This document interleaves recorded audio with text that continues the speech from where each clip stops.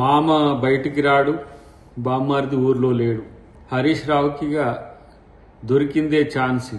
ఎవరు నమ్ముతారని హరీష్ రావు మాటలు, ఈ శకుని మాటలు. భూముల మీద ఒకరోజు మాట్లాడిండు, ఇంకో రోజు రైతుల మీద ఆవేదనతో గురించి ఒకరోజు మాట్లాడుతున్నాడు. ఆయన మాట్లాడుతున్న తీరు చూస్తే ఏంటంటే తనకే అర్థం కాని స్థితి ఉన్నట్టు మనకు కనబడుతున్నది. వచ్చేసారి కాంగ్రెస్ పార్టీకి సింగిల్ డిజిట్ కూడా రాదు అని అంటున్నాడు. అసలు ఫస్ట్ నీ పార్టీ ఉంటుందా? నీ పార్టీ ఉంటుందా? ఆ పార్టీలో నువ్వు ఉంటున్నావో లేదో ఫస్ట్ నీవు తెలుసుకో. బీఆర్ఎస్ పని కథమని గత ఎన్నికలే చెప్పిన చరిత్ర. ఇంకా ఏదో పునుకులాడుతూ ఉన్నారు, ఏమైనా దొరుకుతాయేమో, ఇంకా ఏమైనా అవకాశం ఉంటుందేమని. ప్రజలు ఈరోజు మిమ్మల్ని తిప్పికొట్టినాక కూడా ఇంకా బుద్ధి రాకపోయా.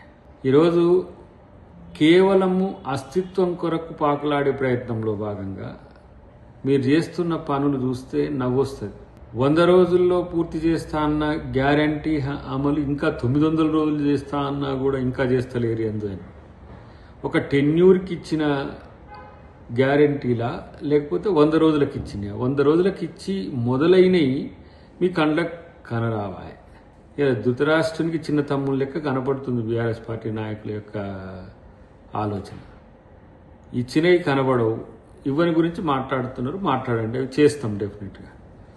కానీ ఇలా రేవంత్ రెడ్డి గారిని రావణాసురుని లెక్క, లేకపోతే వీరన్ లెక్క చిత్రీకరించే ప్రయత్నం చేస్తే కుంభకర్ణుల్లా వండుకున్న మీ మామ పరిస్థితి ఏంది?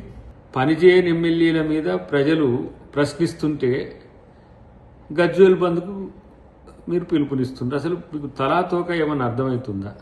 ఎన్నికైన ఎమ్మెల్యే అనేటోడు వచ్చి ప్రజాక్షేత్రంలో ఉంటాడు.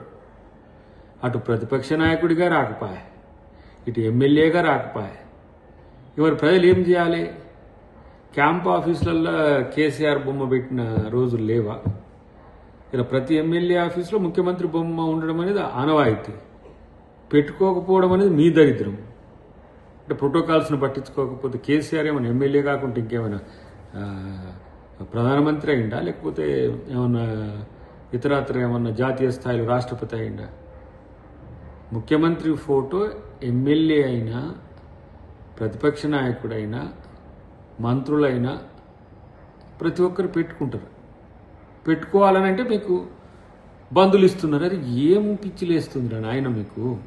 ఇలా తలాతోక లేని ప్రశ్నలు, అసహనం, అక్కసు ఇవన్నీ కలిపి వస్తున్న పరిస్థితి.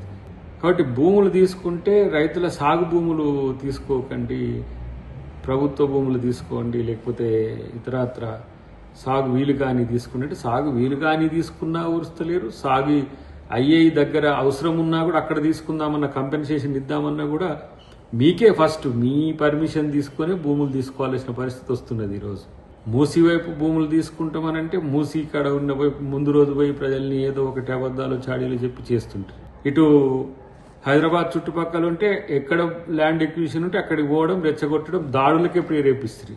ఇలాంటి ప్రతిపక్షం తెలంగాణకు ఉండడం అనేది ఒక రకమైన దురదృష్టమే.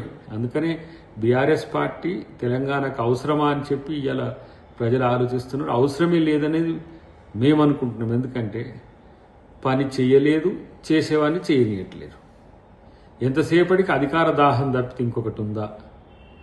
ఈ అధికార దాహంలో కూడా 3 ముక్కలాట. మళ్ళీ పంచాయతీ కేసీఆర్ వస్తాడో రాడో తెలియదు, కానీ ఇప్పుడు నీకు అధికారం కావాలన్నా, మీ బామ్మార్దికి అధికారం కావాలన్నా, అటువైపు కవితమ్మకు వద్దని చెప్తే ఆమె ఇంకో పార్టీ పెట్టుకొని, అబ్బాయి ఈ తెలంగాణకు మీరు పార్టీలు పెట్టుకున్నా మీరే, ఒక పార్టీలో ఉన్న మీరే. ఏంది దరిద్రం? కనీసం పరిపాలన కొనసాగనీయరు, మంచి చేస్తే మంచి అనరు. నిరంతరం చెడును ప్రచారం చేసే మీరు తెలంగాణకు అవసరం లేదన్న యొక్క భావన. కాబట్టి హరీష్ రావు ఎంతసేపు పాకులాడినా నీకు పవర్ వచ్చేది లేదనే విషయం తెలుసుకుంటే మంచిది. డెఫినెట్గా రేవంత్ రెడ్డి గారి రాజ్యం రామరాజ్యమే. పేదోడు సంతోషంగా ఉన్నాడు. మీలాగా అక్రమ అరెస్టులు చేసి జైళ్ళలో పెట్టిన చరిత్ర కాదు. మీ గడిలను బద్దలు కొట్టే కదా ఇలా రేవంత్ రెడ్డి గారు అధికారంలోకి వచ్చింది.